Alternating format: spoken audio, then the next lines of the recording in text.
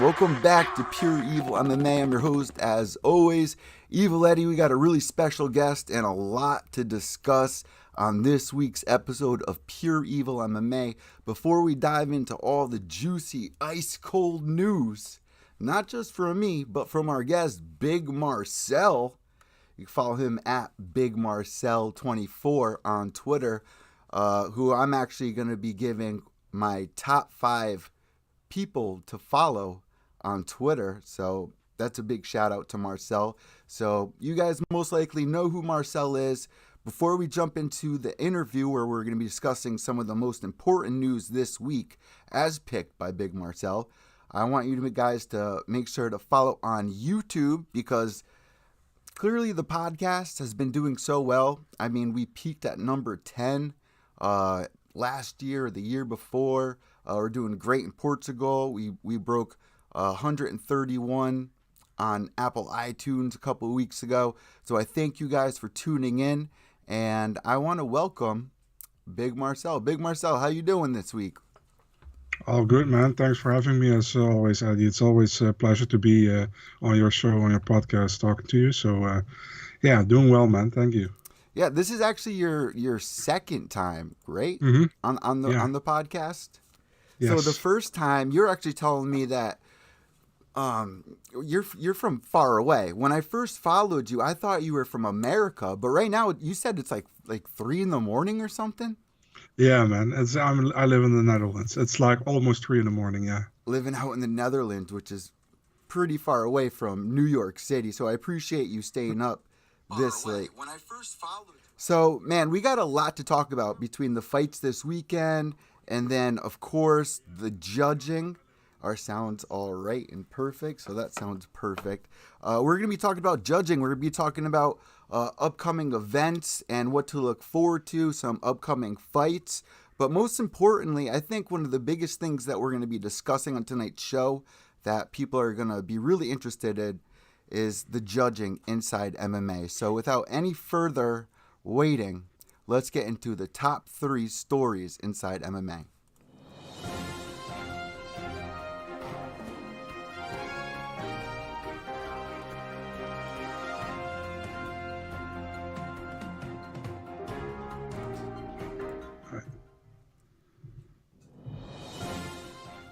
All right, so clearly the top 3 headlines.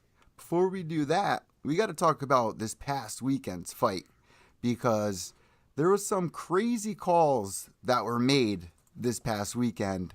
And Marcell, do you want to tell everybody which fight I'm talking about here? Yeah, I think you are talking about the co-main event, right, between Jay Collier and Andrei Arlovski. So, how did you score that? Because going into that fight, it's crazy to see Andrei Arlovski, even, Glover Teixeira, Shogun Rua, doing as well as they are right now. And Andrei Arlovski, I'm not saying he fought a bad fight. I thought the first round was pretty close. The second round and third round went to Collier, I would think, I thought Collier did a great job with his grappling. I didn't think he was able to do much damage with his grappling, but he was able to definitely take a lot of the pressure and landed a couple of nice clean shots. But what was interesting is a lot of us will go out there and say, Arlovski hasn't had a chin. We've been saying this for almost a decade now, but Arlovski took some pretty hard shots. So what were your thoughts? Before we talk about the judging scorecards, what were your thoughts on this fight? Yeah, I feel like Arlovski is more like composing himself in the fights, right, than he did before. And it works for him, you know what I mean? So, yeah, if you look at this fight, I feel like Collier was the more pressuring fighter. I think he did more with striking. His ground game was pretty decent as well. So, yeah, I had the feeling like Arlovski was never out of this fight, but I didn't feel like he won. He was winning, you know what I mean?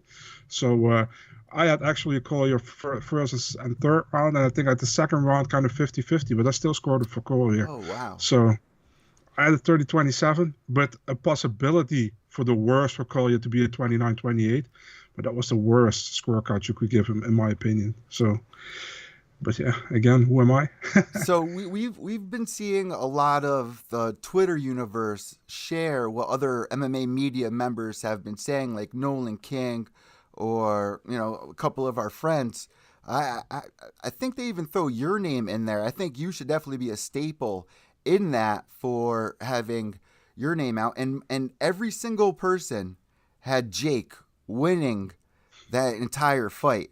Now with judging, we see draws. Even back in the day, we didn't see any MMA fighters do refereeing either, except for Big John, who actually was supposed to be in one of the first original UFC events. Instead, he kind of put together the rules and everything. But when it came down to the judging, um, it's like you want to root for Arlovsky, but for Jake, that would have been the biggest win of his career. I was completely mind blown about that. So the first thing we must talk about is judging. How do we fix the judging in MMA? So I wrote down a list of 10 things. And one of the most important things that I point out in this top 10 list is if a fighter is about to get finished, right? Like we saw in the main event, I feel like even if it's, the last couple of seconds of the fight, it should most likely be scored a 10-8 if the fighter is about to be taken out. We even saw it in the Chris Weidman versus Luke Rockhold fight. What are your thoughts about giving out more 10-8 rounds when a fighter is about to be finished? Yeah, it's actually a good example. You say the main event because the problem with that fight is that actually Rob Font was winning the fight in rounds 2 and round 3 until he got knocked down and almost got finished. So Dennis for me is difficult to give a 10-8 round because he was winning like almost like 90% of the round, but he lost the last part of the round. But he lost in such a significant way the last part that you got to give the round to Vera. But I can't give that a 10-8. You know what I mean? I got to give that a 10-9. But for example, if Vera was winning that round already, and then he knocked him down and he almost finished him, I can go with a 10-8. So there are still like certain ways you can look at it. You know what I mean? And that's why the rules aren't. I don't know if the rules aren't clear enough, but are the judges knowing the rules exactly the way they should use the rules? You know what I mean? So that's actually a thing. And I think, listen, they're always saying like it's a boxing judge. It's not really correct all the time, when they're saying it, but Because you of have the 10 judges. point system. Yeah, exactly. And there is like certain judges just have, for example, you have DC on the broadcast. DC has a lot more with wrestling. You know that. And when he said last time, like we don't count low kicks. I was like, dude, Yeah, what are you talking about? But there are definitely also judges who are more into wrestling or more into jiu-jitsu or more into kickboxing, and they maybe don't want to see that as a preparation in their scoring, but they still maybe do it because they're also people. You know what I mean? So, but they have to apply the rules. well, another point is that I thought on my list it would be a good idea to have retired fighters do judging, and even judges right now maybe take classes. Like I went to EMT school.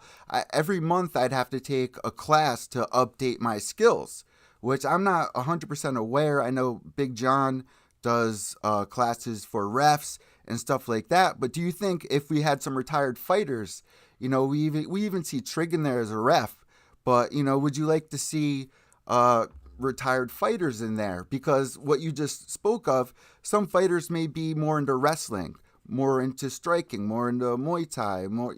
You know what I mean? So, what do you think about having retired fighters as judges? I've thought about it often, but I'm also 50-50 on it. Yes, they Yeah, probably understand the rules better, I think because they're in the cage themselves as well. But on the other hand, all these fighters have connections, are connected with each other, are training with each other, or they know them from back in the day, or they respect each true. other and this and that. So if you get a close fight, for example, and I said before, for example, you fight against me, and there is a close fight, and it's almost like the round is like almost a 10-10 round, but you got to give a winner. And that guy knows you from back in the day, and it's like, oh, he's such a cool guy. I work with him, and who should I give it to? I gotta pick a winner. Well, I give it to Eddie. But that can happen. You know what I mean? Because we're all people. So that you gotta also make sure that you don't get any people who are biased in That's the judging, and it's maybe not even on purpose, but you always gotta feel like you got to make sure, because I remember back in the day, what was that? I think it was the fight between James Cross and Trevin Giles. Do you remember that? And then one judge gave it to Trevin Giles. I don't say it was. Not going to say it's a bad decision, but that was like a controversial decision. And then they look back, and that judge actually trained Trevin Giles a few times. You know what I mean? So you never want to have that happen. I don't say that happened, that it was biased or anything, but you never want that happen. And if you do that with old fighters getting in the judges in place, you got to make sure there has never been a connection, or at least a visible connection, between the fighter and the judge. Because if there is a controversial decision, and there will always be controversial decisions, and he scores the fight for somebody that most of the people think the other guy should get it, and there was an old picture of those two guys together training, yeah, you're screwed. You know what I mean?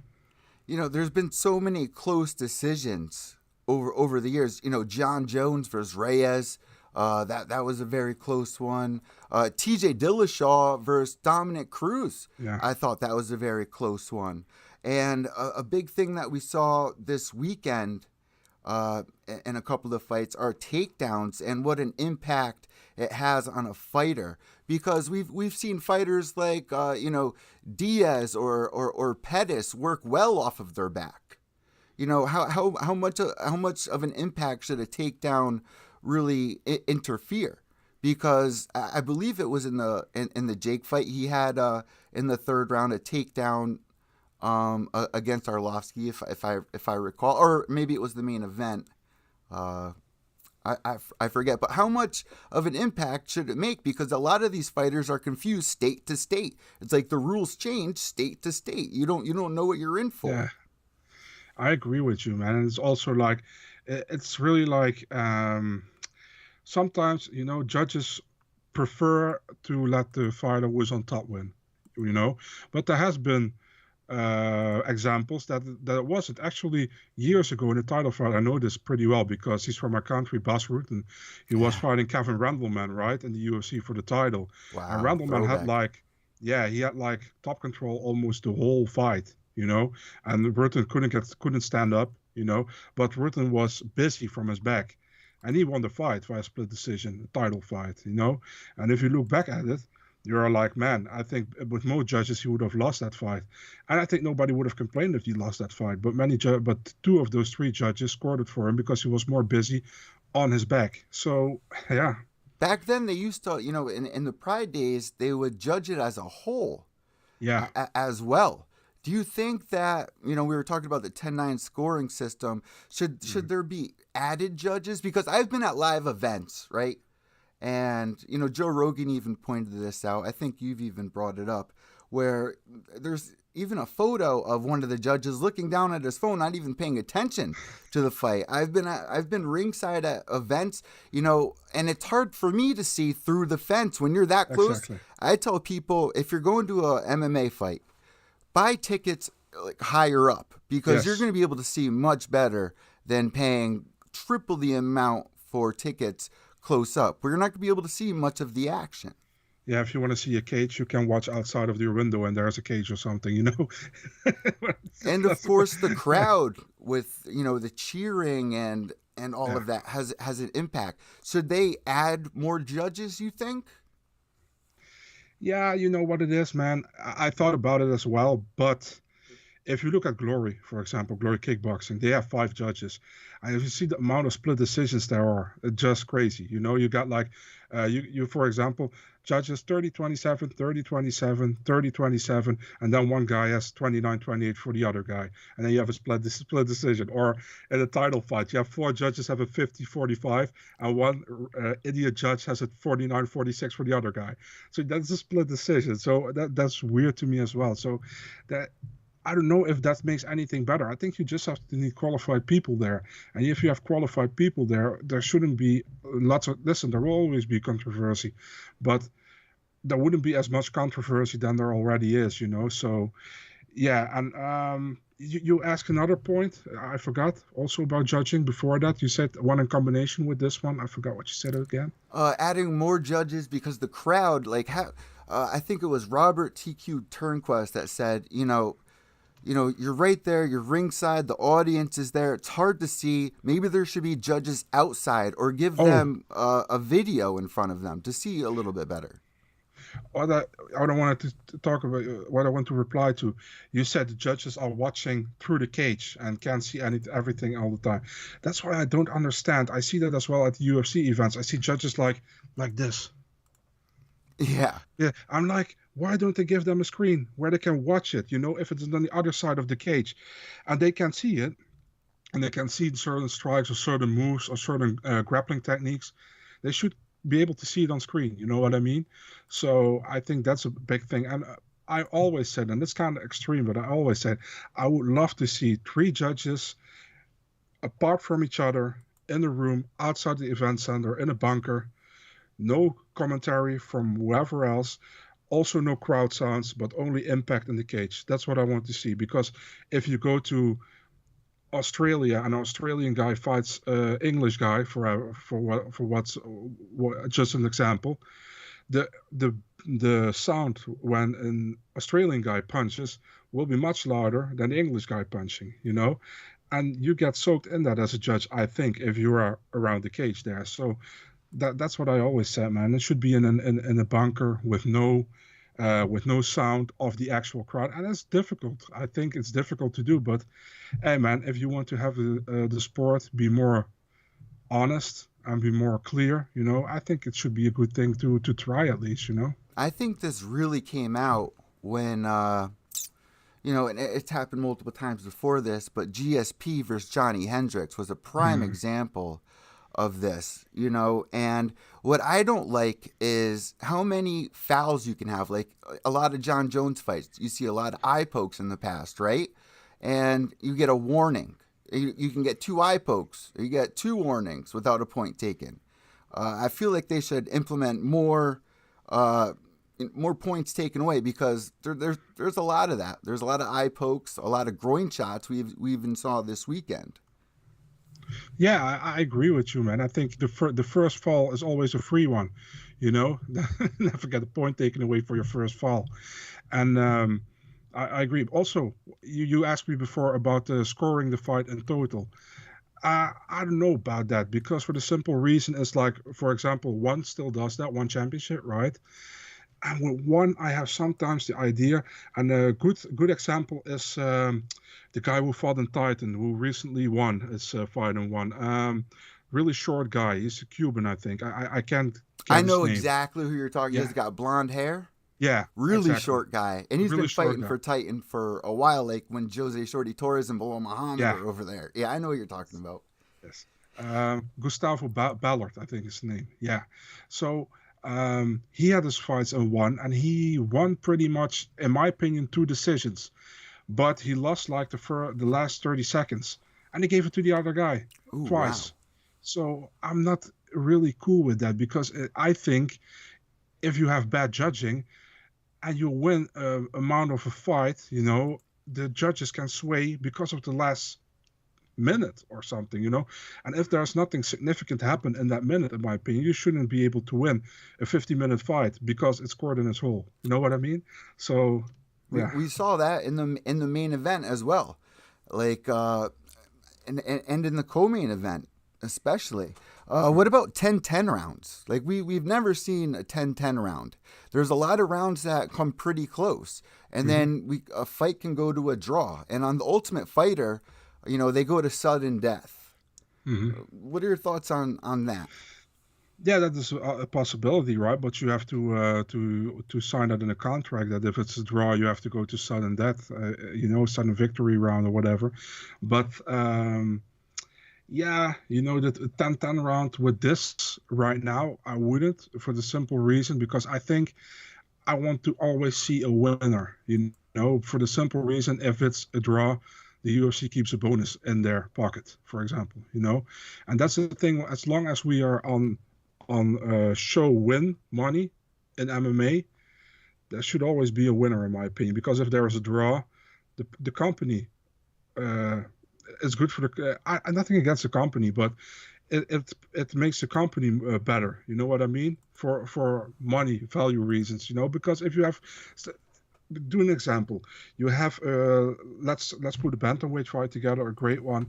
Let's say we have Rob Font against Corey Sandhagen next, just for example. And Rob Font, let's say Rob Font makes 90K, and his win bonus is also 90K. Yeah. And Corey Sandhagen, he makes 80K and his win bonus is also 80K. They fight each other and it's a draw. Rob Font gets 90K and Sandhagen gets 80K, and the UFC keeps the win bonus in their pocket. You know what I mean? And they don't give an extra performance of the night bonus out. No, they don't do that. You know what I mean? They did it in London, but they don't do it often. Yeah. So the other thing is with all of that, we got Figgy Marino going into their fourth fight right now. Yeah. Which is kind of crazy. How did you score those fights, and did you think, especially the last one, who do you think really won that? Yeah, I thought Moreno did enough to win the fight. I think I had a 3-2 for him, but like I said also to my other podcast host Adam, 3-2 other way also no problem with. It was a close fight. For me, it was a toss up, to be honest, man. I think Figgy had probably the harder shots sometimes, but I think Moreno did enough with volume as well to win certain rounds. So I had a 3-2, but I don't mind. The only thing I mind is actually that there was a third fight. Because I think after the second fight, Moreno proved that he was a better fighter. He finished him. So for me, there shouldn't have been a third fight. And what I've heard as well is that Moreno only agreed to a third fight, that if he lost, that there would be a fourth fight. And Figueiredo agreed to that as well. But Figueiredo wants to be out of that agreement. He wants to fight Cara France now. So there should be a fourth fight. If that's the, how do you say that? If they agreed on that, there should be a fourth fight. And let's be honest, man, it's a fun fight. I don't mind it to see it again. But it really kind of stacks up the division. You know what I mean? Because I think Pantoja already should have got a title shot, which he didn't get. I think Askarov should have got a title shot, which he don't get now because he lost to Cara France. So it keeps going on with these two.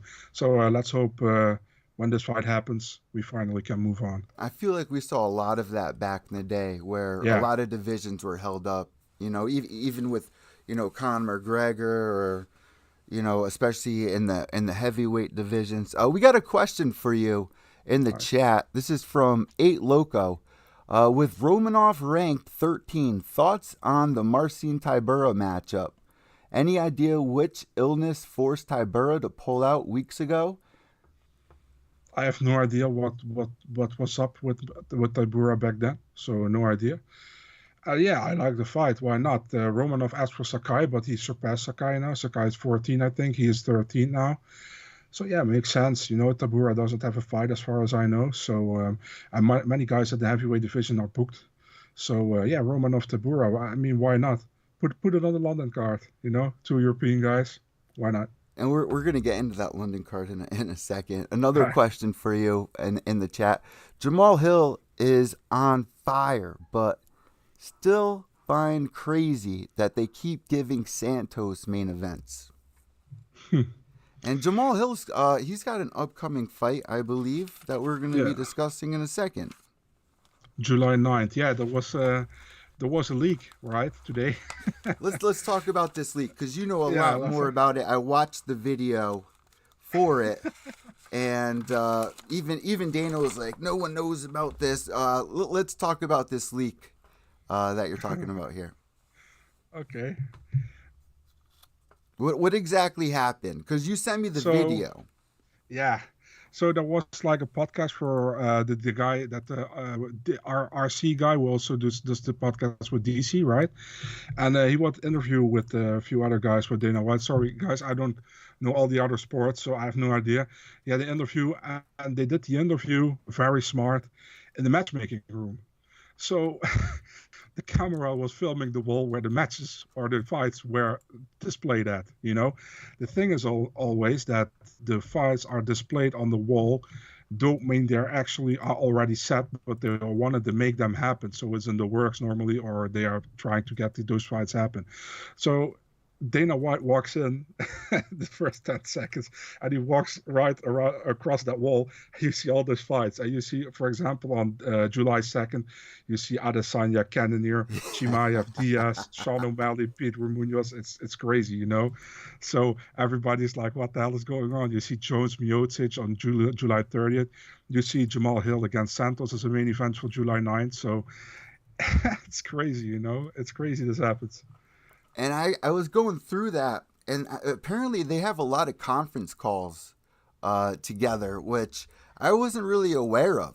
Like a lot of these companies, they have these conference calls. You would think Dana White would be way more aware.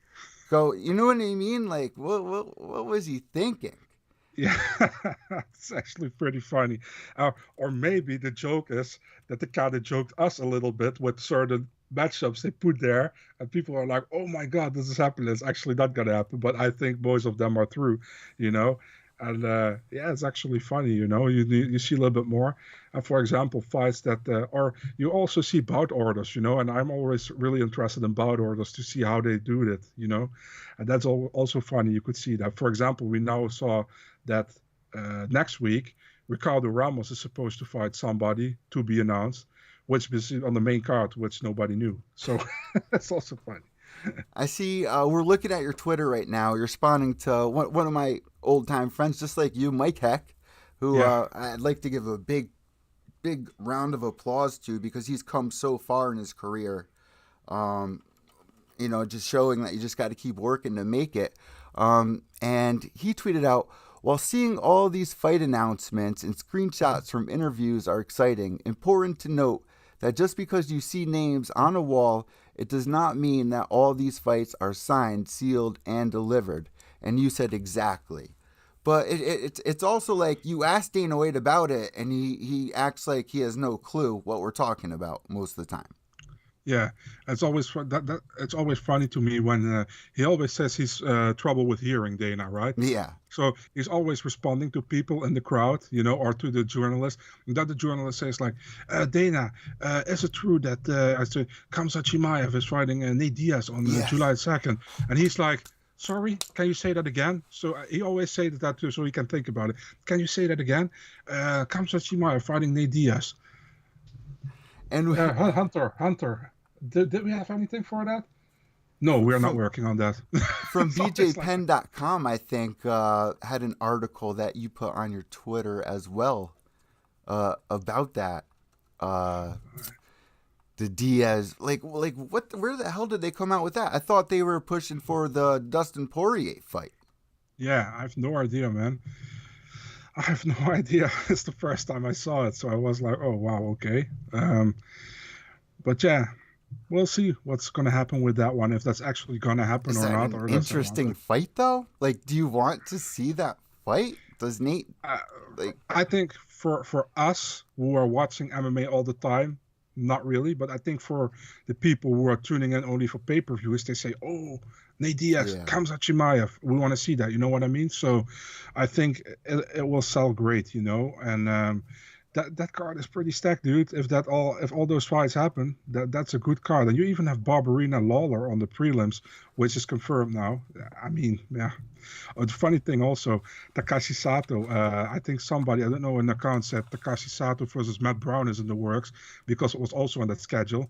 And then Takashi Sato retweeted like, oh, crazy, I didn't even know about this. Let's make it happen. We see this all the time. Like, fighters don't even know about these fights, like, until they hear it on Twitter or, like, see it on a web page or whatever. Like, this is not, like, professional. Right, we're in the ESPN era. I agree. And then these fighters are coming out going, I had no idea about that. It's like you don't see that. So, we got a couple of really interesting upcoming fights. You just brought up Lawler versus Bam Bam, right? Yeah. It's so weird to me to see where Lawler is right now, and he's almost like an Arlovsky. in a Yeah, way. it's a good comparison actually. Yeah. How do you see him doing against Bam Bam? Because back in the day, this is like, if we go back 6 years, it's like, oh, Lawler definitely going to win that. What's your prediction on that? Because I would lean towards Lawler. Yeah, I don't know, man, because Bam Bam cannot take a lot of damage. Lawler can give a lot of damage to you, but Bam Bam can take it, and he also can give it to you. So I think that's kind of an as stacked as the card is, that's a fight that can be fight of the night again. And we know Lawler always comes to throw down. Bam Bam always comes to throw down. So I think this will be a great matchup, and I think it's perfect matchmaking by the UFC. Lawler isn't really that top of the level guy anymore, but he still is a very dangerous guy. He still has the how do you say that, has the eager to win those fights. And Bam Bam never in a boring fight, so this fight actually should be great. So on Ariel Helwani's show, we saw an interview with Tai Tuivasa saying that he really wanted to fight Stipe, which I thought was a great fight. But now we have Tai Tuivasa going up against Gain. Yeah. What's your prediction with that? How do you see that going? Is that a good fight for Tai Tuivasa? I mean, because that knockout that he had with Derek Lewis, the win that he had over Derek Lewis, I feel kind of shocked Tai Tuivasa himself when that happened. And it's like, now you're up here, you're ready to fight champions. I thought the Stipe match was perfect, but they match him up against Gain, which I think is a better fight because it makes you question a little more. Yeah. What are your thoughts? The thing is with Stipe, I think Stipe overall a better fighter, but Tai, if he landed, he can knock him out. You know what I mean? But I think with Cyril Gane is really like, he can keep you at distance, and he can make it a fight that he can win and make you look bad and make it a boring fight. He can do that, And I think, listen, man, Gane is almost only for 3 years has been a pro in MMA, so I really respect actually how he does it. I personally would have gone with Blades versus Gane and Aspinall versus Tuivasa. That's the one I would have gone with, because I think that would have been better. But they did Blades against Aspinall and Gane against Tuivasa. I have no problem with it. I think it's a super fun main event for Paris, for the first Paris card in the UFC history.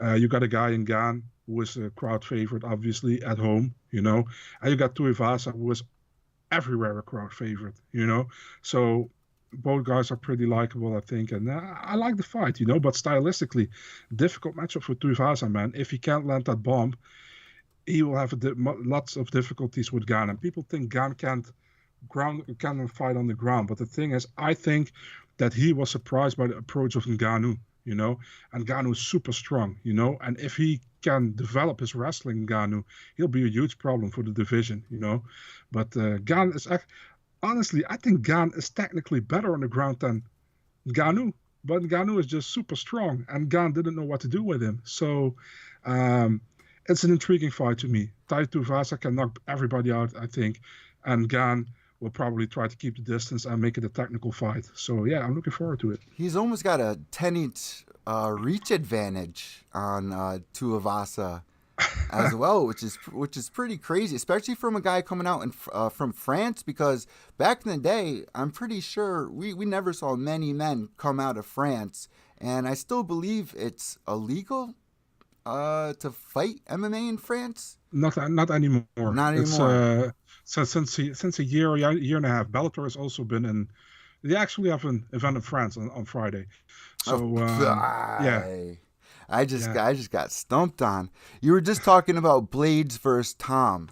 You thought this should have been mixed around, correct? Mm-hmm. Is that what you were just saying?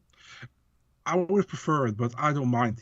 I think it's both are good matchups, but I think Blades is a super difficult fight, for Tom Aspinall, and so is Aspinall maybe for Blades. But you know what Blades gonna do? He's gonna try to wrestle him, and if Blades can implement his will, dude, in front of the London crowd, it's gonna be nasty, dude. But if Aspinall can do again what he did to Volkov, which was really impressive to me, it uh, it will be good. And it looks like that the English fighters this time getting more difficult matchups, in front of their home crowd. So yeah, I like to see it. You know, a lot of people I feel are underrating Curtis Blades Hmm. for this matchup, and he's always been underrated. You know, he's only lost a couple of fights.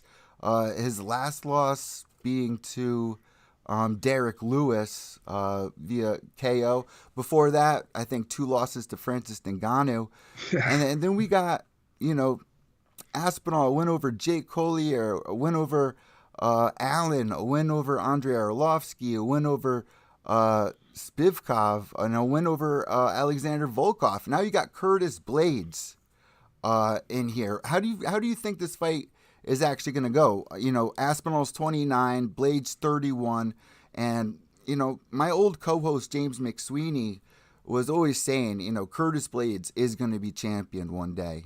And if he beats Tom Aspinall, that's going to be a huge statement, and I could actually see that happening. You think Aspinall is good off of his back? Were you just saying that? it's very simple, man. If Aspinall beats Blades, I believe he can be a champion. But Blades can be a champion as well. I think people are underestimating him for his losses, but his losses are two against Francis Ngannou and one against Derek Lewis. Those are not bad losses to have. And the only problem for Blades right now is that Ngannou is champion and he's not going to likely get a third shot at him. So he has to hope that Francis losing his next fight. And if he wins against Aspinall, he might be next in line if he wins in a pretty dominant fashion or a good fashion. But we'll see. I think Aspinall, for me, Aspinall, I picked him in the Volkov fight before the Volkov fight, but I didn't expect him to do what he did because it was impressive. How he finished Volkov. I didn't expect him to do it like that with Volkov. So, yeah, we'll see, man. If he gets impressively again in his fight against Blades, he can come really far, I think. And I got to be honest, I didn't expect that from him when he came over from Cage Warriors to the UFC. I thought he would be a solid heavyweight, but not like a top heavyweight, like within 1.5, 2 years. You know what I mean? I So, agree. yeah. And according to Tapology right now, 73% of people are picking Aspinall to win by KO over Hmm. Blades, and measly 27% going for Curtis Blades. If I give you $1,000 right now, seriously, if I give you $1,000 right now, and I said, if you lose, you owe me 2,000, who are you putting that thousand on? It's a super difficult question, man, because I think you can go either way in this one. It depends. But listen, in my opinion, the safe pick is still Curtis Blades I agree. because he has showed what he can do so far, and I think he evolves in his fighting game as well. And people underestimate this guy is one of the younger guys in the heavyweight division with 31. He's still learning. He's training at altitude. Good, dude is good, but he's super underrated.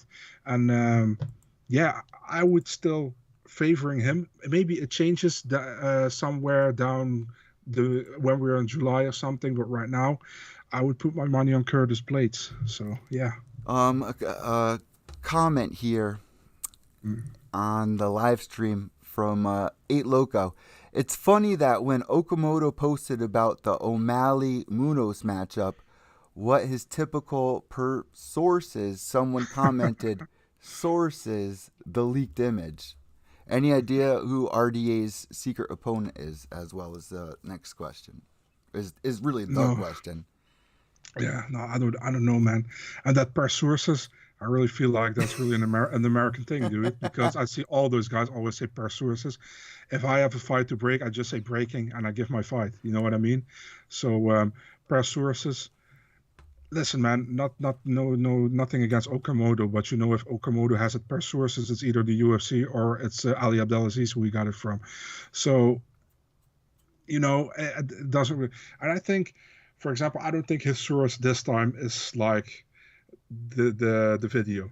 For sure he asked the UFC if it's true. You know what I mean? Yeah. Because then he could easily pick Chimaev Diaz or Israel Adesanya Cannonier. So yeah, got to be a little bit careful with with what you put on as breaking news, because I see many people putting now like breaking news, Chimaev Diaz breaking. You all got that from that board, you Breaking know. news: We all, Ronda yeah, Rousey versus Chris Cyborg back in the day. Ronda Rousey versus what was her name from back in the day? Cyborg beat. Why am I drawing such a blank? She turned into an actor. Gina Carano. Gina Carano, yeah, Gina yeah. Carano versus Ronda Rousey. Like, yeah, okay, sure. But yeah, for example, the Johnny Munoz against Tony Gravely fight was also on that board, which wasn't announced yet, but I actually confirmed it with the sides that the fight is done, you know, so I posted it. But if I saw it on that board and I didn't confirm that, I wouldn't have posted it. You know what I mean? That's why I specifically said in the tweet where I put all the fights, doesn't have to be true, but it's on the board, it's in this video, you know, so decide for yourself what you want to do with it. You know what I mean? Now I'm gonna jump back to your Twitter page because All right. you know I know you as the guy who announces a lot of fights. Mhm. How many times do you check sources before you post? I pretty much want a source for every side. You know what I mean? If you have a fight, you gotta have a source from side A and from side B. But the source has to be either the fighter itself, the manager. I'm not really glad on teammates, you know, because everything can change. So either the fighter themselves or the teammate. That's Or if Brett really the Okamoto says it, like the Pedro Munoz will fight Sean O'Malley, which you tweeted about an hour ago. Um, yeah. and confirmed Tony Gravely will fight Johnny Munoz Jr. Mhm. So, with that being said, let's jump into our upcoming fights as I mute our mics and show the video for this. And if you guys are listening to audio podcast, make sure to go to youtube.com/pureevilmma so you can see all this. Here we go for upcoming events.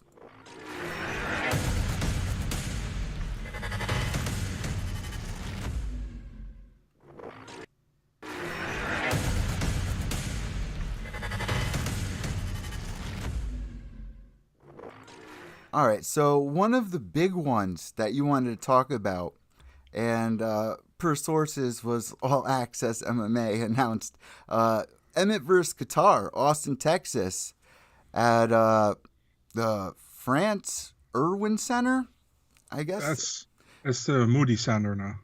Okay, all right. Yeah. Well, let's talk a little bit about this. You know, Qatar for 23-5. He's 3 months removed from his second headliner with a big win over Giga in January. Let's talk about that. Did you think he was going to get that win? Because, you know, Giga was a big, heavy favorite in that fight, a big name coming up. And then, you know, Qatar just takes him out. It was like, whoa. Yeah.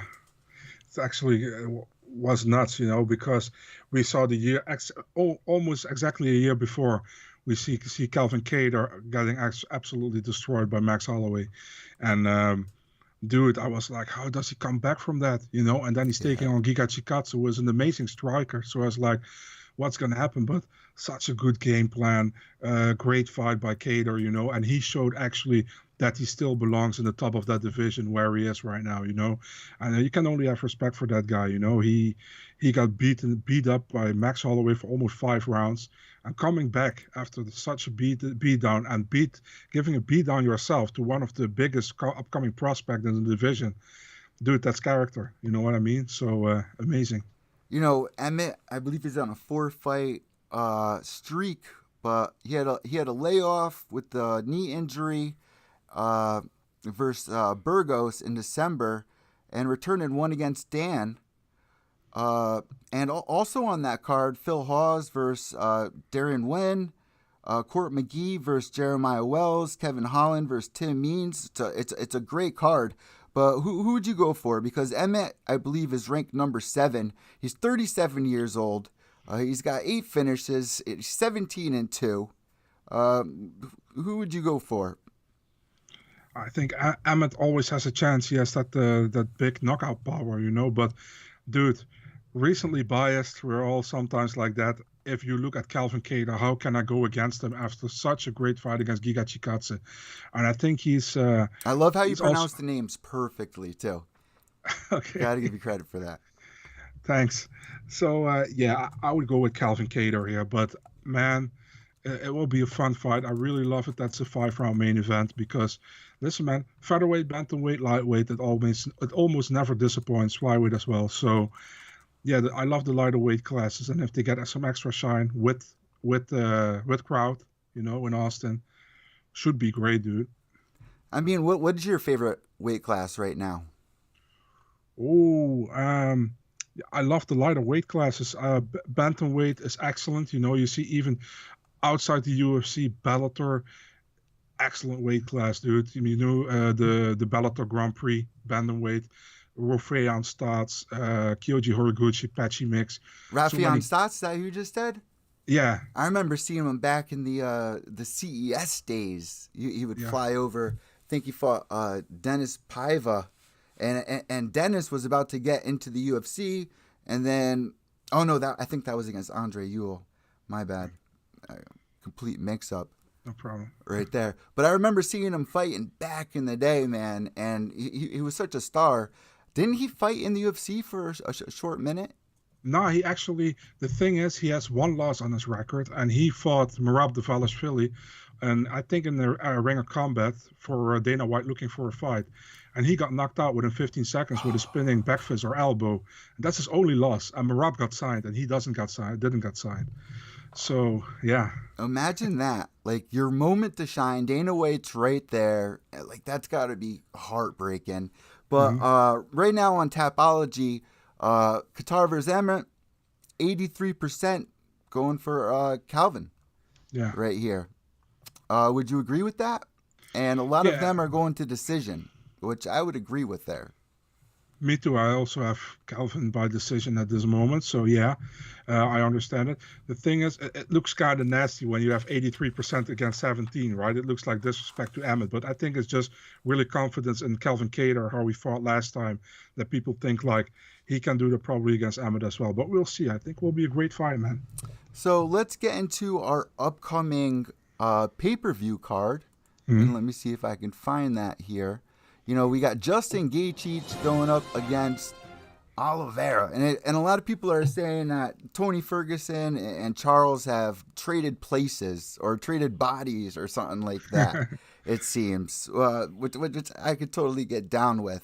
What are your thoughts on that? Because once again, I saw Justin come up from World Series of Fighting, transitioning to PFL. I was cage side for a bunch of his fights. I was backstage with Justin, and nobody even knew who he was at the time. And, I got to do a great interview. He's such a down to earth guy. Even coming to the UFC, it's like he's still that same genuine type of guy. And that first fight, it's my favorite debut ever against Michael Johnson because it was back and forth. And Michael Johnson was like, "Oh, you're inbred, this and that. This is the A League." And I was even asking Gaethje about that in our interview. I was like, are the if the UFC is looking at you, would you go there? He says, not all of the best fighters are in the UFC. And he proved that on his debut. And he had so many amazing fights. And Michael Chandler learned something from it that he just brought up. He says, people aren't going to remember you for your win or your loss. They're going to remember you on how you made them feel. And Justin Gaethje makes you feel alive in every fight. He comes to throw down. Do you think he has a chance to get the belt? Yeah, actually, I pick him to win, and I'll tell you why. Um, the thing is, Charles Oliveira, you saw in his last two title fights that him winning the title against Chandler and him winning against Poirier. The first round, he got tagged in both of those fights, and he was almost out against Chandler. And also Poirier was close, but not close enough, and he won. He overcame adversity. And that's something he couldn't do like maybe 10 years ago when he started in the UFC. I remember him crumbling after getting hit, but he came back. But if Justin Gaethje only lands like 70% of what Poirier or Chandler landed on him in that first round, he knocks him out, I think. That's what I think. And if this doesn't happen and it goes to the later rounds, I favor Charles because I think his submission game is much better. I think the wrestling of Gaethje is good, but I think the submission game of Oliveira is better. And I think he can go 5 rounds. Although that's a little bit of a guess, to be honest, because we haven't seen him go 5 rounds. But yeah, that's why I picked Gaethje, because I think he will be able to get a shot at Charles Oliveira. And if he hits him, dude, Gaethje can put everybody away. He finished all of his fights except for the Chandler fight, and that's because Chandler didn't want to go away. Or Eddie Alvarez, that was such a brutal fight against Eddie. Oh, man. Back and forth. And I don't miss, this is one thing I don't miss against with the Eddie Alvarez fights, is his girl sitting there just screaming, Eddie! Eddie! Yeah. That would drive me nuts. But back in the day, man, when I would watch Justin fight for PFL or World Series fighting going into PFL, when Marlos was over there and David Branch, I watched Justin get pieced up, in the first couple of rounds. His wrestling was always on point, but he's learned so much. He's another guy like Dustin Poirier who's really improved. He's not fighting with his head down. He's really made a lot of adjustments. But I got to agree with you. Going to later rounds, I think Charles will have the advantage. I just don't think that people are getting, Justin as much credit as he deserves for his wrestling, because, he's been doing it since he was, I think, 4 years old, he said. I think that has to do with, listen, man, we got to also see that many of the people haven't watched Justin Gaethje until he was in the top of the UFC. You did, I did, but many people didn't. So people know him for coming forward and throwing down. For the wrestling part, you saw against Khabib, he couldn't go against Khabib. But who could go against Khabib? Almost nobody. But many people will, if you ask about Gaethje's wrestling, people will look what he did against Khabib. It wasn't great. But almost nobody looked great against Khabib. So I don't want to you can't take that as a measurement point, in my opinion. Who did look great against Khabib? Who was what was it? Daryl Horcher? Remember when Khabib had his return after 2 years and he fought Daryl Horcher, right? I think. Yes. Instead of Ferguson, right? It was, Tony Ferguson almost lost his fight against Daryl Horcher. Against Fanata. Lando, that's it. That was it. And he dropped Tony a couple times. Twice, yeah. I remember that. And they were like, "Where's this guy came from?" You're like, "Oh, he's with Cub Swanson." You're like, "Oh my god!" But then, the Daryl Horcher fight with Khabib, which was good, and he was like a nobody at the time, which was absolutely crazy.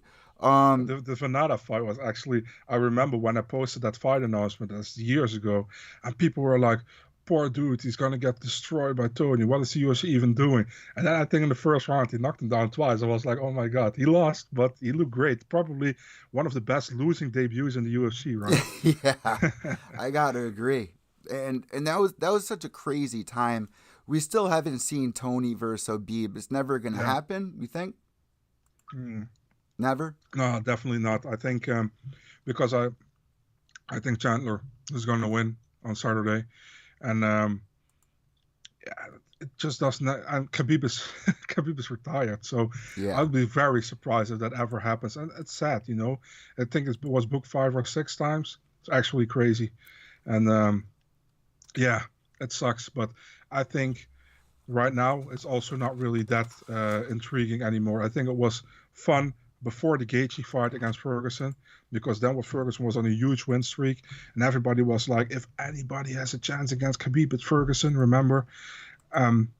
Ferguson hasn't looked the same since that Gaethje fight, so, it sucks. Let's take a look at who else is actually on this card. If I can get rid of this, and I can get rid of what is in the way here. Sorry if you're listening to the podcast right here, but I'm trying to look at the UFC 274 card. Off the top of your head, as I'm trying to get this into screen, who do we got here on this actual card?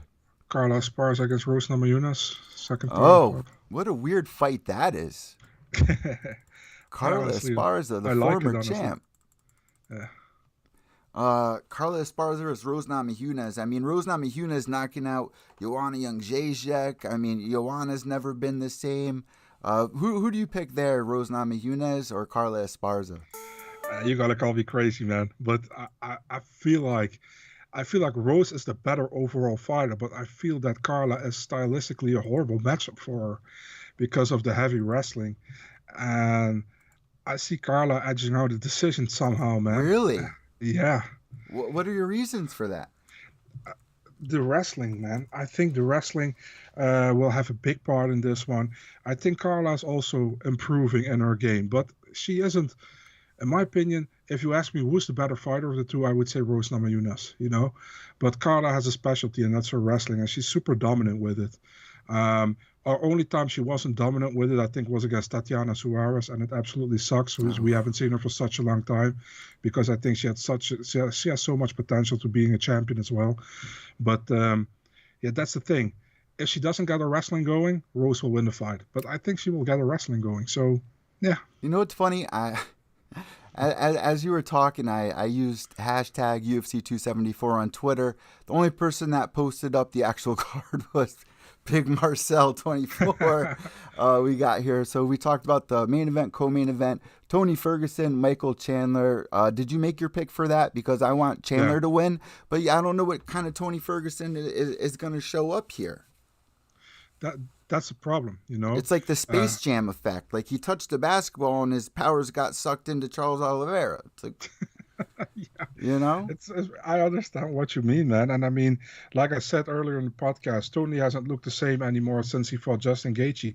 He got dominated by Oliveira, somehow didn't tap on that armbar, and he got also dominated against Dariush. So I can pick Ferguson here, man. I think Chandler, and I don't know which Chandler we're gonna get. Do we get the Chandler who was gonna stand and bang with Ferguson and gonna Mm. try to knock him out, or do we get the smart Chandler, the smart approach, going for takedowns and going back to his basics? I don't know, but either way, I'm picking Chandler here. Yeah, I'm gonna go with Chandler. Also, Shogun making his return against OSP, who I actually used to. I really enjoyed watching OSP. You know, coming out of college, I think he played college football or something, and just came into the UFC as like a full athlete, which we've seen, you know, plenty of times. But usually, as these guys rise, they don't do as well. I remember him fighting John Jones when John Jones returned, and he didn't look that good. But he's fighting Shogun here. Shogun also turning, you know, on a third win, like a third wind of his career as we get to this part. You know, the guy's like, what, 40 years old? Who are you picking here for this, and how do you think it's going to go? Yeah, so I said earlier to someone else, like, as long as nobody's put in a skateboard in the cage. You saw the clip as well, probably, right? Um, yeah, I feel like OSP has to win this one, man, to be really honest. I think Shogun, he's a legend, he's amazing, Yeah, but I really feel like his time has come. He's on the decline. Also, we got to be honest, OSP hasn't looked great lately, but this is a fight he should be able to win, I think. Um, I pick OSP. I feel like this will go to a decision I this time, agree. not to a finish, but I pick OSP here. I 100% agree with you. And guys, let us know what you think on Twitter at evil under dash echo and also at Big Marcel 24.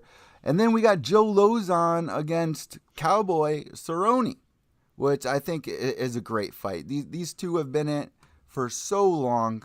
I mean, Joe Lozon has put so much time into training a lot of guys over at Cage Titans out in Plymouth, and he's got a lot on his belt, and I feel like he's kind of like a Uriah Faber type, where he's trying to build an empire, trying to train the younger generations. I think this is a great matchup. Uh, Honestly, I'm rooting for Cowboy to win this, but I also think this will go to decision as well. What are your thoughts? Yeah, it's actually also a fight between two veterans, right? And I mean, how long has Lozon been in the UFC? Remember his debut against Jens Pulver, Oh huge yeah, underdog. Yeah, way knocked him back out. in the day, Yeah, before the Ultimate Fighter. Yeah, he was actually supposed to be on the Ultimate Fighter. Then he took that fight on short True notice and still was on the that. Ultimate Fighter. Yeah, True. That was such a great season. BJ Penn versus Jens Pulver. What was that? Season 5? season 5. Yeah, yeah. So, season 5, we had Nate Diaz. We Yeah. had Manny Gamburian, we had Manny. Yeah. Gray Maynard, Rob Emerson. Robert Emerson, who is one of my favorite guys to interview, man. He's so into and still great friends with BJ Penn. Um, he's so deep into conspiracy theories, and you guys definitely got to give Robert Emerson a follow. Go check out my podcast with him. We went so deep talking about the center of the earth, flat earth, the emerald tablets. I mean, he was sharing a story about him, BJ Penn, and Diego Sanchez. They were all chilling, hanging out, and then all of a sudden he started like tripping out on some crazy shit, just and was completely sober. And he said he had a life-changing experience. He said he used to have autism when he was growing up as a child and cured it with meditation. I mean, Robert Emerson is such a great guy, and who can forget the Robert Emerson versus Gray Maynard fight, which Yeah, the no double contest, knockout, right? right? With Joe Yeah. Rogan calling him out, which was absolutely crazy. Gray Maynard like, no, I wasn't out. Look at the screen. And Joe was like, you're out. No, I wasn't. And I think Emerson tapped because he hurt his rib or something like Yeah, that, and that was the only yeah. reason he tapped. But Gray was completely out. I would go give that season a rewatch because at the beginning of the season, BJ did something that only BJ Penn can do in front of Dana White, and he says, "Whoever wants to be on my team, raise their hand." And everyone except for like 2 people raised their hands. Everyone wanted to Yeah. be on BJ Penn's team. So season 5, Nate Diaz still doing that. Who else is in the UFC from season 5? Just Diaz and Joe, right? Yeah, I think so. Cole Miller, but he's not in the UFC anymore. Wow. Cole Miller was there, and the guy that got his leg snapped and is now passed away, Corey Hill, right? Oh man. Yep. Yeah. Yep. Oh man. Yeah. What's your favorite season of Ultimate Fighter while we're on the topic? Oh man, um, I love 5, obviously. What else was a good season? I honestly really liked that season with Ryan Bader on it with Junie Browning, that crazy Oh crazy man. season, where they can you remember that one of the teams put cum in the fruit salad and put it Yep. back And in they the were eating it going, "This is so delicious. yeah Oh my god. Well, this is delicious." It's almost like when like season 1 peeing on the beds and stuff like that. Jason Thacker, yeah, for Season 10 is one Lehman. of my favorites with the heavyweights. Obviously, I did a show with, James McSweeney, but you had so many big names. Roy Nelson, Rampage, Rashad Evans on there. Who else do we have? Kimbo. Kimbo Slice, which was absolutely huge. May he rest in peace. His debut in the UFC was not all it was supposed to be against my boy Houston Alexander. Shout out to Houston. Um, uh, Mitrione was on that season. Yeah, Big Baby was on that. Remember Big Marcus Baby? Jones, Yeah, Marcus Jones, yeah, exactly. Matt Metrione, Brandon Schaub. Brandon Schaub was on that season. Yep. Yeah, Who actually went to the finale against yeah, Roy Nelson. true. And who can forget titties? Remember Rampage was making Yeah, fun of I forgot. Daryl Schoonover. Big Marcel with it, man. The encyclopedia here. As we get towards the end of the show, let's see who else is on this card. Matt Schnell. I mean, he's always on and off going against Roy Val at 125 pounds. Macy Chiasson versus Dumas, and I had Macy on the show. Right? Is her name Macy Chiasson? Yeah, Yeah, I've had her on the podcast. I'm gonna try to get her back on. She was also on the Ultimate Fighter, I believe. yeah, she Um, won. who do you pick for that fight? Yeah, this is a difficult one for the simple reason that Dumas is actually really a 145er. You saw in our last fight against Aspen Ladd which wasn't the greatest fight, but she won that fight. That was a main event. And Didn't Aspen Shaysa, Ladd miss weight on that fight? that was, I don't think that was that one. This is a 145 fight, that one. But Oh, maybe. okay, okay. Yeah, that would So, make sense. yeah. So, or maybe she did. I don't even know for sure. But There's so many yeah, fights, you know. yeah. Dumont won that fight. And for Shayson didn't look great in her fight against Raquel Pennington last time. And that was actually also at 145. Um, I think that Shayson is more technical than Dumont, but I think Dumont is more of a, she's stronger. Her frame is stronger. You know what I mean? Shayson is long, pretty long, but Dumont is a little bit more like built for the division. You know what I mean? So I feel like that Dumont might win this one, but we'll see. I mean, the 145-pound division, they opened up for Chris Cyborg and Amanda Nunes. I mean, it's so weird how many divisions the girls have right now. Do you think a 145-pound division is even necessary? No, but Eddie, I have a completely different view on why they created the 145 I'd love to hear it. division. So people always say they created it for Cyborg, you know? I have a different opinion about it because when they announced 145 is also the moment when Ronda Rousey came back to fight at 135, remember, against Amanda Nunes. Okay. So what they wanted, I think, is that Rousey won against Amanda Nunes, got the 135 championship, and then book for the 145 title, her against Cyborg or against Holly Holm, you know? And then giving her, if she won, she was a double champion. That's what the UFC wanted. That's what I think, you know? But what happened is that Nunes won against Rousey, you know? Man. Holm, or so Nunes Rousey didn't head get the kicked home. Like, Yeah. that was crazy. Exactly. It's Exactly. like Crow Cop getting Crow Copped. I was like, oh my Yeah. God. And that's the same night that Masvidal got the 5-second knee. That was a great pay-per-view. But I mean, for example, the UFC never wanted Holm to fight Jermaine Durandamy for the inaugural belt. I think they always wanted Cyborg Rousey, but when Rousey was out of the way and Cyborg had problems with USADA or whatever, it went Holly Holm and they needed an opponent and they asked Jermaine if she wanted to fight Holm. And Jermaine said to them, like, I want to fight Holm, but I want to go back to 135 after that, you know? But they expected Holm to win that fight. Of course. But she didn't. But she didn't. So that's another crazy fight too, which can go back to judging or point taken. You know, the late shots and. I think I hear many people say Holm should have won the fight. In my opinion, I had three. I'm not biased here because I'm Dutch as well, but I'm not biased. I had 3-2 for the Durandamy, but she should have got taken points away, in my opinion. You know, but that's on the referee. He should have taken points. He didn't twice. You know, so yeah, I think.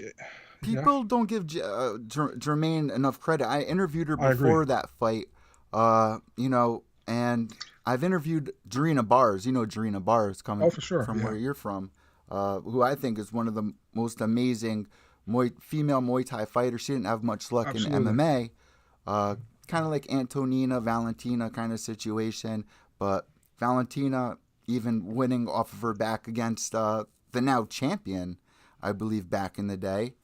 But when it came to the JDR fight versus Holly Holm, I was talking to her, and I felt so bad with these late shots because she's so in the moment. She wanted that belt so bad, and sometimes it's hard to hear, you know, the clicker or when the fight. It's up to the referee to split you up, and you know, I felt so bad for JDR, especially after, you know, when Jermaine was getting spoken to.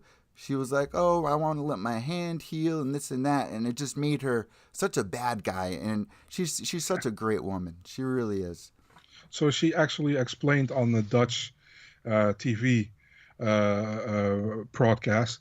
They asked her as well about the fight. So she was saying, like, I had an agreement with the UFC that if I fought for the 145 belt and I won that, I was supposed to fight for the 135 belt against Nunes. That was the agreement, she said. But when I won the 145 belt, they wanted me to fight Cyborg. And I said, no, listen, I got the agreement that I fight at 135 against Nunes. No, we want you to fight Cyborg. And she wasn't cool with that. So, and then she had that hand kind of thing. And then people say she was ducking her.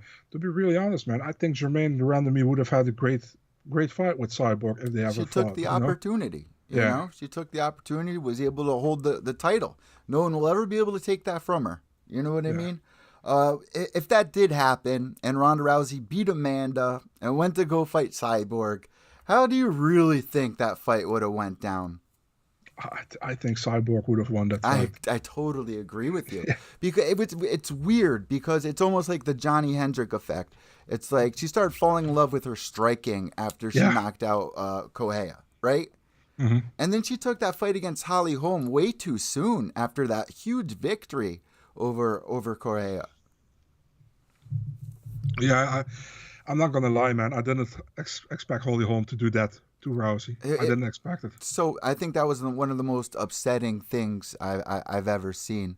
Last but not least, outside of this card, you posted up upcoming fights.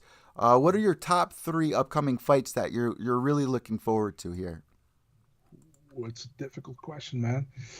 Um, Listen, I'm always looking forward to guys which I thought made a great impact or did very well. For example, I'm a big fan of the Contender series, so I always look like guys who, for example, man, Caio Borralho. I really like that dude. He fought against Omar Gatsiev, I think 2 weeks ago. He got that technical decision, and now he's fighting Armin Petrosian, and that's an amazing fight. That's really a great fight in the middleweight division. That's definitely one I have a circle around in my agenda. It's a beautiful fight. There's so many more. I mean, let's talk about Weili Zhang against Joanna, the second fight. Ooh. I mean, it's only 3 rounds, but that will be fireworks. We all know that, you know. So that's an amazing fight as well. And I I also got to say, man, Sean Strickland, Alex Pereira, which is now on the July 2nd card, another great one. It's really I'm really looking forward how Pereira holds himself against the top of the division, and Sean Strickland, who we know he will come forward and he will try to win this fight. And I wonder if Sean Strickland is going to strike with Pereira or he's going to play it smart and going to take him down. So yeah, What about Ponzinibbio against Michael Pahea? Because yeah. Ponzinibbio was a couple years ago was the freaking man, Hmm. right? True, yeah, it's an amazing fight as well. You know, this also it's actually Argentina against Brazil, which is always good. And Michel Pereira, crazy guy, very fun fighter to watch. And then Ponzinibbio, he was out for a long time. You know, came back. He didn't look good against Li Jingliang, but after that he came back well. A very fun fight against Miguel Baeza. Just a very fun fighter overall, and I think this can be a fight of the night for sure. It's an amazing matchup. So for UFC 275 in Singapore, June 11th, Teixeira is returning, and you could probably pronounce his opponent's name way better, Jiri Prohaska. Yeah, Jiri Prohaska. Yeah. Who do you think's going to win that fight? Oh man, I hate to go against Glover, but dude, Jiri Prohaska, I can't go against him. You know, the age difference is big. You know, I think Prohaska is in his prime right now, and he hits hard, dude. You saw what he did to Özdemir. You saw what he did to Dominic Reyes. It's an amazing fight. I'm looking forward to it, man. I think Teixeira always has a strong game, but Prohaska can knock him out. You know. All right, I got three more for you. Ready? Okay. Yeah, Lauren for sure. Murphy versus Misha Tate. Yeah, I think the general consensus will be that Misha Tate is going to win, but I feel Lauren Murphy uh, doing much better right now, and I feel like Lauren Murphy can win this fight, dude. That's what I think. I would go with a decision win for Lauren Murphy at this moment. I would too because you don't know how Misha's Lauren's. It's a tough one for me. Hmm. I love Misha Tate. I love Lauren Murphy. I've interviewed Lauren in the past. She's such a smart, passionate girl. Has overcome a lot. Had a great story. Became a fighter because she went to bring her kids into martial arts and fell in love with it. Also on that card, Jessica Evil Eye versus Macy Barber, which Hmm. you gotta love. But Jessica is also hot and cold, hot and cold. And then Macy, this is a great fight for her if she gets a win over Jessica Evil Eye. That's moving up the ladder, right? Um, I Uh, Who are you going for? Because I'd probably pick Jessica Evil Eye to win this, but what are your thoughts? yeah, I go the opposite, man. I think stylistically, I think this is a good fight for Macy Barber, Ooh. and I feel like Jessica I has trouble to get a certain streak going, And for Macy Barber, she's still young. I'm still not convinced that she will be, like she said, the next big champion or whatever. But she's young and she's still improving. And you saw against Montana De La Rosa last time, she pushed the pace. She's nasty if she can push the pace, and if she can bully, her opponent. She's dangerous, So I would pick Barber here, but yeah, maybe I'm wrong. We'll I'd see. love Barber to win because I love her character for sure. She actually Okay. has a sister as well. They've been doing this since they were young. She's got the energy and the eye of the tiger, so I wouldn't be surprised if Macy does win that. All right, my Mhm. last one for you, Derek Lewis, UFC 277, July 30th, going against Pavlovic. Who are you going with? Yeah, I feel like Derek Lewis can be in trouble in this fight, man. Really? Yeah, I think Pavlovich, besides his debut against Alistair Overeem, has looked good so far in the UFC. He can distance management. He's sharp, and Lewis has to put him out early, I think, if he wants to win this fight. But this is a 3 rounder, so who knows? The one thing I don't like about Derek Lewis is that he gives up too early. We kind of saw it in the Travis Brown fight. We saw it in the Gone. yeah. I mean, he gives up too early, uh, and he's almost at the point in his career where it's like, is he gonna improve? Is he gonna decline? And you think he's gonna decline from this point here? I, I think he still has. The thing is, Derek Lewis will always have a puncher's chance against anybody, even if he's on the decline. You know what I mean? But yeah, I feel like if Pavlovich is a good prospect, man. I think he's underrated. The thing with Pavlovich is that he hasn't fought enough as of lately for people to really consider him a top contender soon. He hasn't got the Gan, the Aspinall kind of matchups to back it. He has like 4 matchups in like 4 years or 5 years, so that's not a lot. You know, and yeah, we'll see, man. I think this is a big opportunity for him since his debut in the UFC. This is his biggest opportunity, and if he takes this opportunity, we will see him in the top 6 soon. I think so.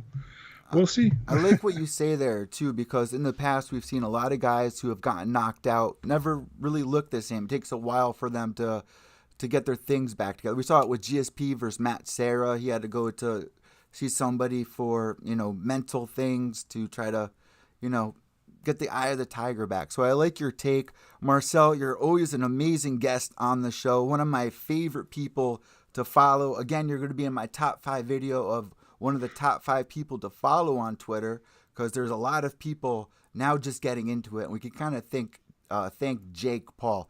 That's my very last question for you. Is Jake Paul going to be the white horse that makes the difference for fighter pay, or no? I have no idea, dude. I think Dana it's like I decide myself what's up. So I don't know, dude. Maybe not. I How can't give crazy you would it a. be? It wouldn't be Randy Couture or anyone like that, or a fighters league or a union.